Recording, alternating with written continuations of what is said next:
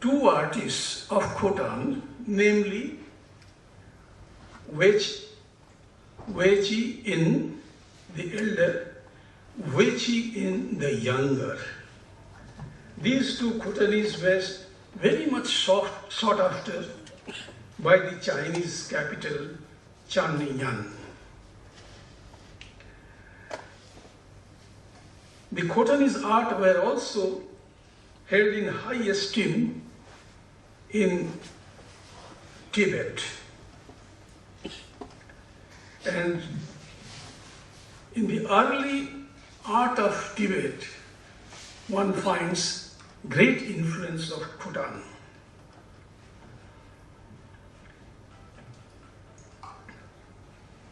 Now, this school is also famous because one of the prince of Khotan was married to a Chinese princess. And this Chinese princess brought with her, within her hair dough, silk cocoons, because silk was not allowed to be exported. Silk cocoons were not allowed to be exported from China, but she hid it in her hair and brought it to Khotan. And thus the cocoon sculpture was introduced in Khotan. And this lady was called the Silk Princess later on, and she was worshipped as a goddess. And this is related to Khotan. Now, the early school whom we are going to see, this is from a place called Dandan Vilik. Dandan Vilik.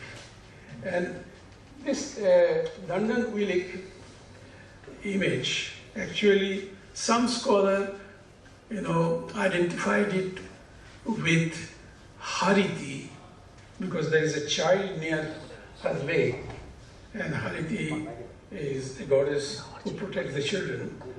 But generally she is known as a dryad or a yakshi. And this dryad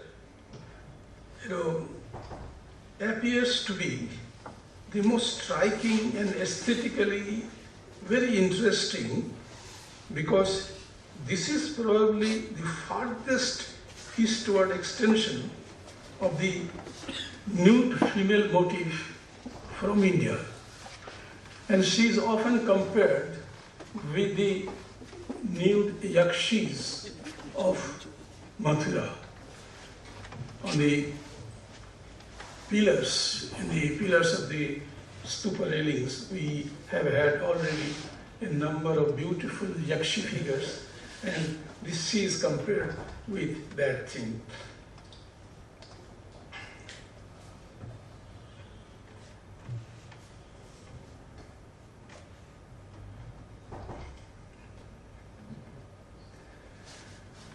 This is a painting, and this painting shows Mahavairochana.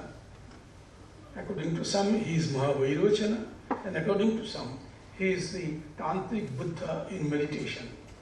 This was found in another place near Khotan. It is called Balavaste. Balavaste. It is dated to the 6th century AD, and it is collected in the National Museum of India. Now, in this particular painting, you find so many things are shown on the body of the Buddha, and these are all tantric in nature. You can see some manuscripts on the hands.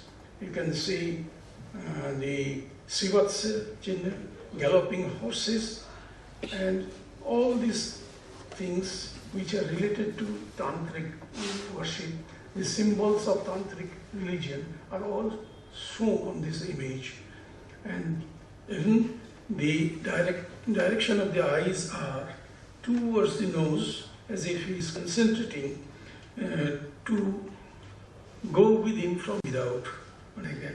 So this is a painting which attracted many scholars in the area.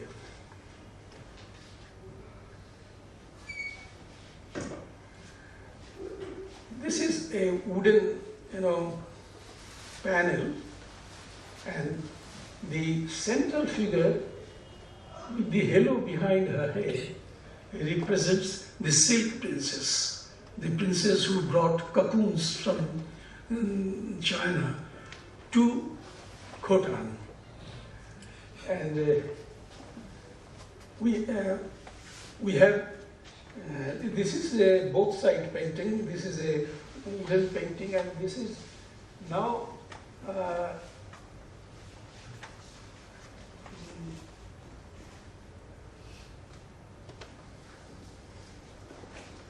this is the other side of this wooden. These are all bodhisattvas. And these bodhisattvas, though iconographically they look Indian, but in their look, in their facial features, they are somewhere related to the Chinese art. And I think some Chinese influence is there. This is the these are the bodhisattvas shown on the other side of this same wooden panel. And these wooden panels were stuck on the walls of the stupas, and they were worshipped. The panels are sized, wooden panels? Sized? The width is about 6-7 inches. Now, this is a fresco painting, and this shows the garland bearing erodes. And this comes from a place called Miran. And I think in the whole of Central Asia, Miran actually exposed the earliest attempt of painting. Earliest paintings are there in Miran. And we have many garland bearing erodes. These are huge garlands they bear on his. They are related to Buddhist, but their technique and everything, reminds us the Greco-Roman influence which came through the Byzantine world, and they look very much Western.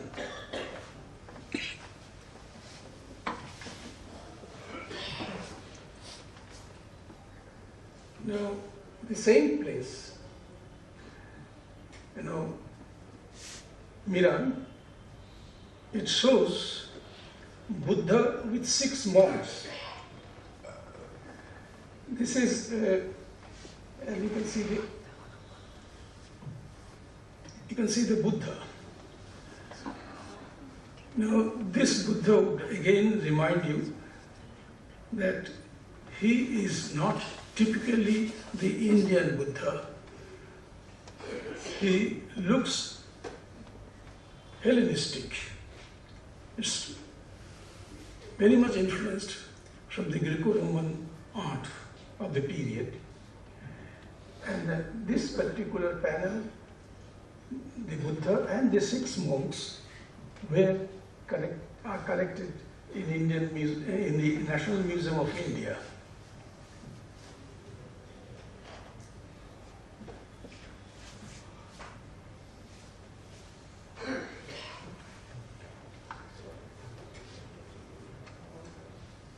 Now, in Central Asia, sometimes you will find the banner paintings, which were collected from Tibet, such as this one. They are called thankas. And this one, but they are actually inspired by the Khotanese art. The Khotanese Buddhist monks, they settled at Lhasa in Tibet, and they introduced a kind of painting, and they got themselves mixed up with the local painting, which was very much influenced from Indian paintings. You know, the Indian form of Buddhism and Vajrayana Buddhism were taken there in Tibet by Padmasambhava. So some ideas of Indian Buddhism, Tantric Buddhism, and some amount of Khotanese Buddhism, they mixed up, and they actually gave birth to early art of Tibet.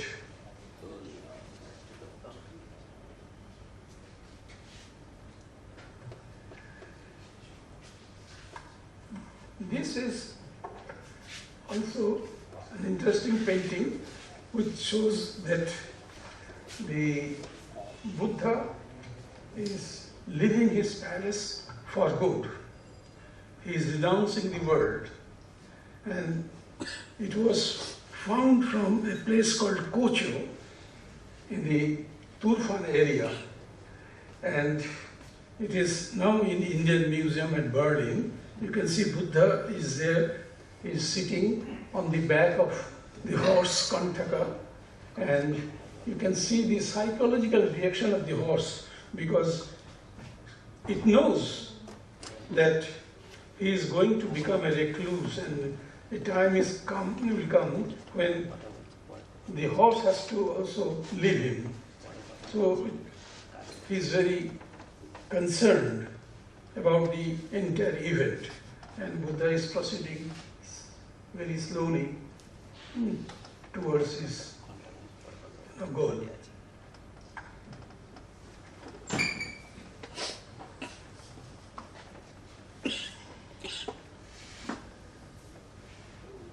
Now, you cannot believe that such a wooden object was found in Central Asia. It looks as if it's a Mathura, and Mathura image. It's a painted wood, Buddha sitting in Dhanasana. It has tremendous influence from the art of Mathura. And the next one,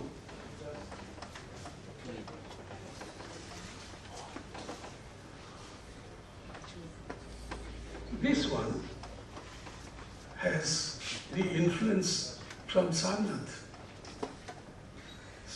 So, in the 5th century AD, the images of wooden images of Central Asia shows the impact of Sarnath or Mathura that reached in that early period.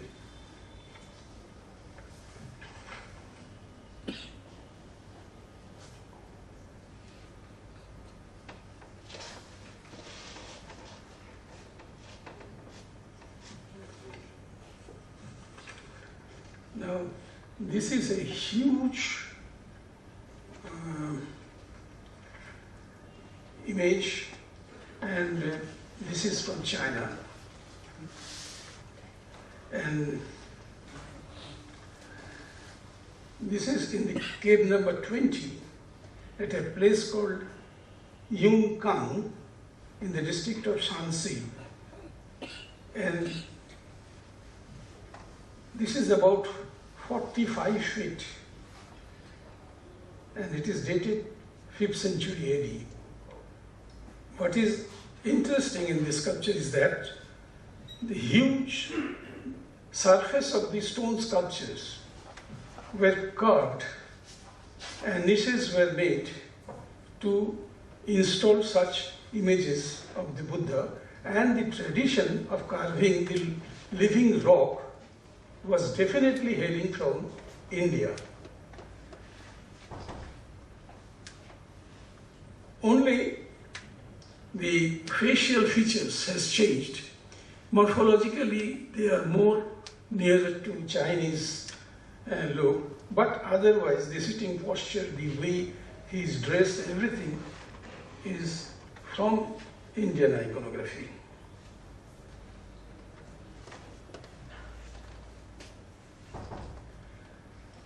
Now, this is a clay Buddha seated in Bhadrasana in a niche, and that niche has been painted. And this was the tradition also in Ajanta also. We have in Ajanta caves, many places, we have images and the side walls and the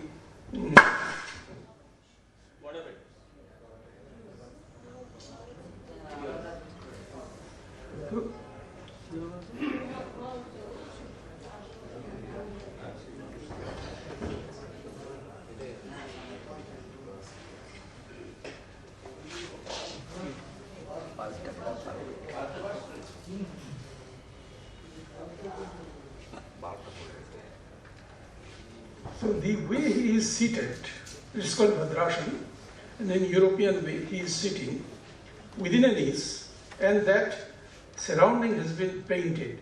Such things are very common in Ajanta. You can see to any, you go to step number 16 or 17, you will find such things. And this shows that they were completely influenced from the way the Indian caves were carved and the images were made and the paintings were done on the walls.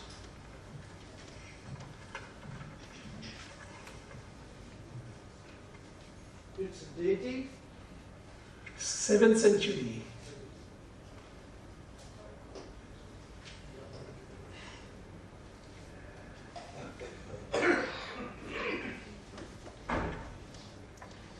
Now,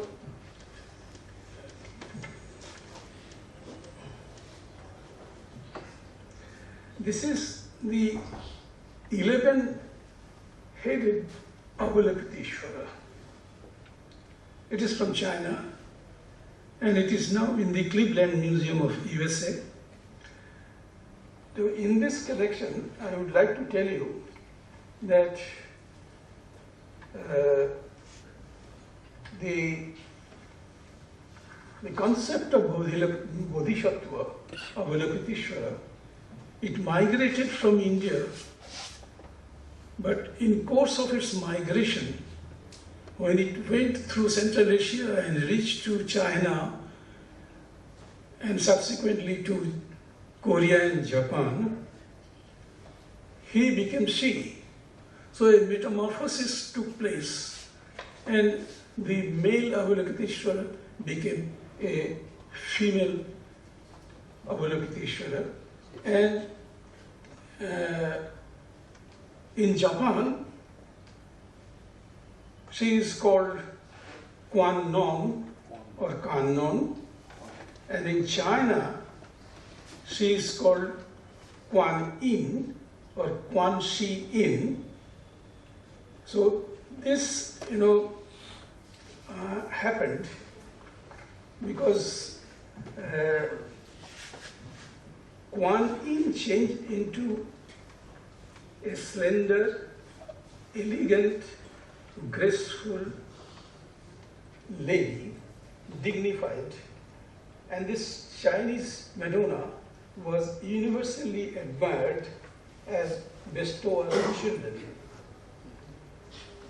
According to the Buddhist text, Avalokiteshvara can assume any form,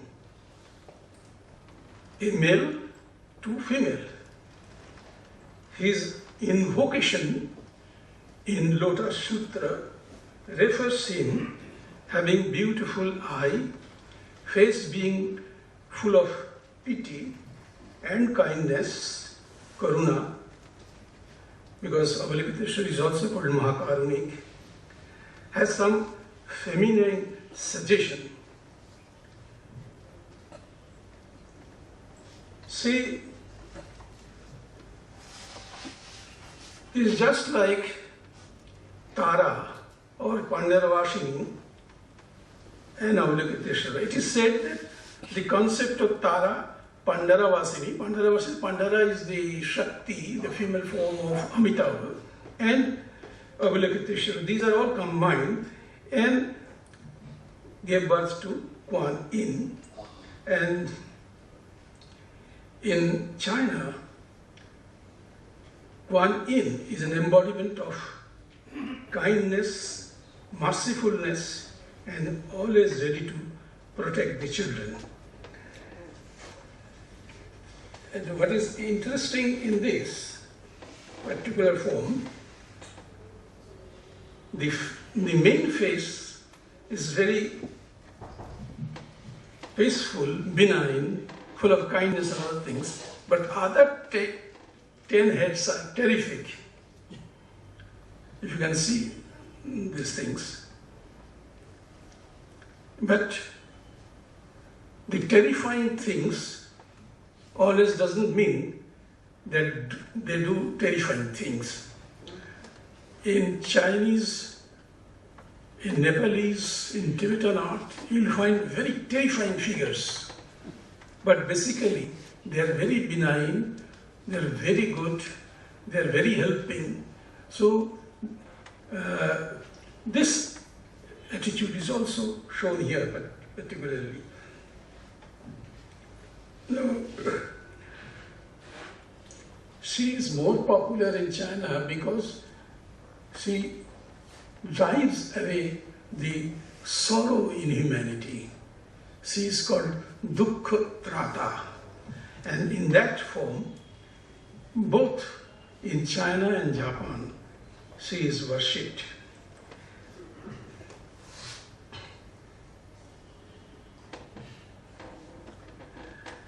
Now, see this particular image. At once you'll find that it is a typical Indian image of Buddha.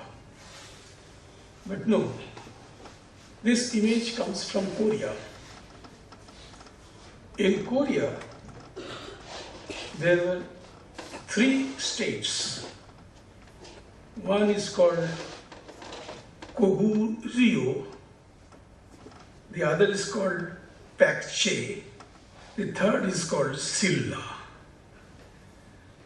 And it was Pakche's genius which is abundantly noticed in Japan than its home.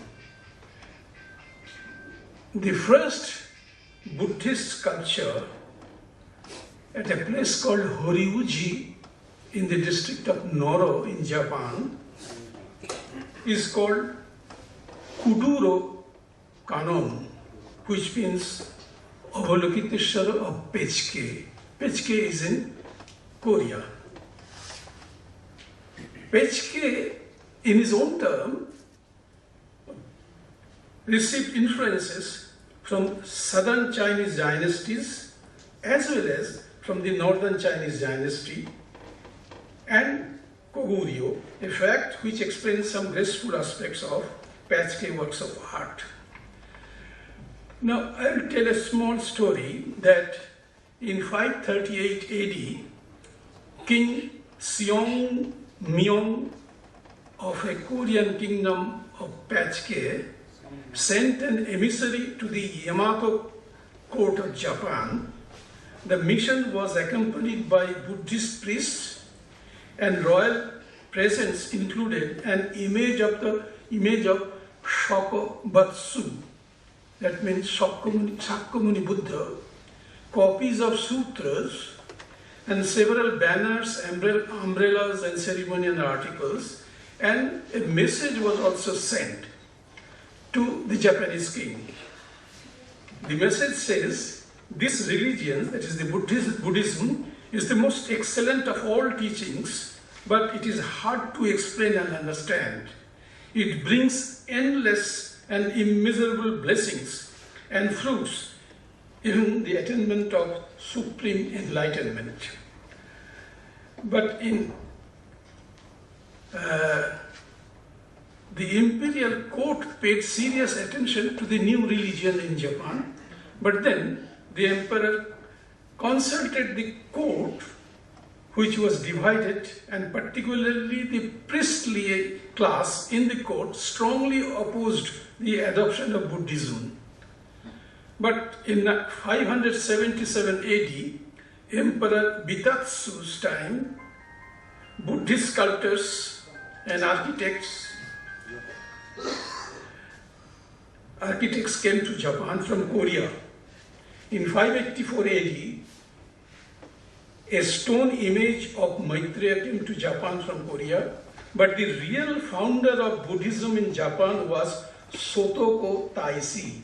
Sotoku Taisi. Sotoku Taisi, the Prince Imperial and the regent during the Empress Suiko. Suiko Taisi proclaimed Buddhism as state religion. She sent an emissary to China in 607 to know more about the religion.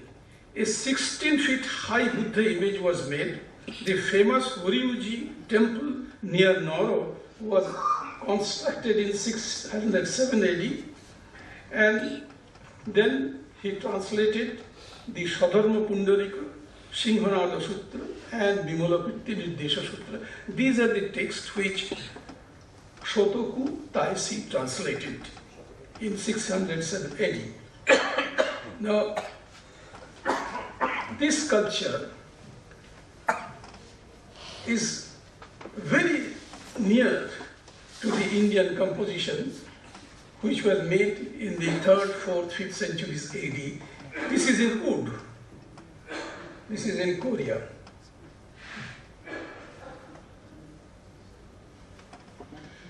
Now, this is an image in bronze of Maitreya. He is worried about the people.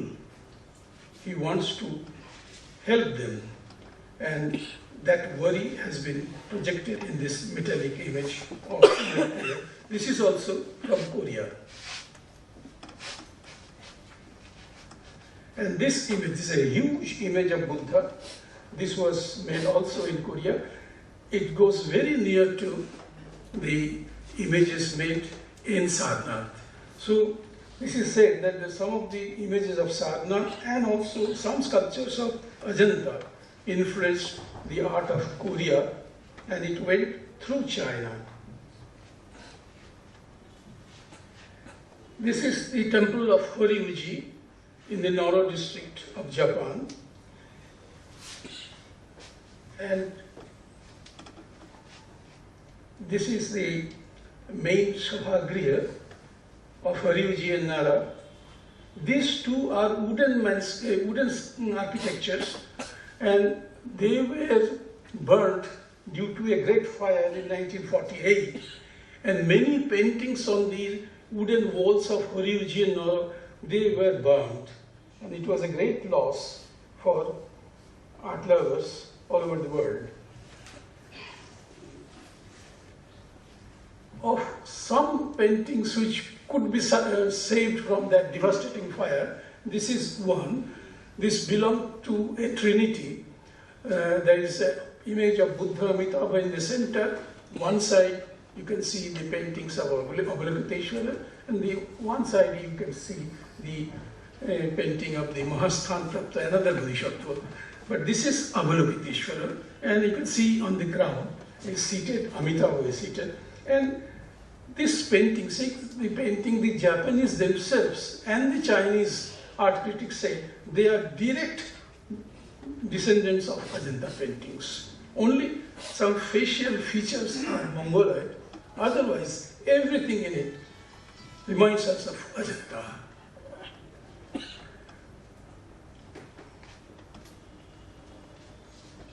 And this is a wooden image of the female aspect of Avalokiteshvara. Mahakarunik, very peaceful, benign, and she is shown here as a very beautiful lady, and she is there as a protector of children, as a very compassionate deity who looks after the downtrodden and who always try to help the people who are in distress. So with this, I would like to stop my lecture today, and I really thank you for the very session here.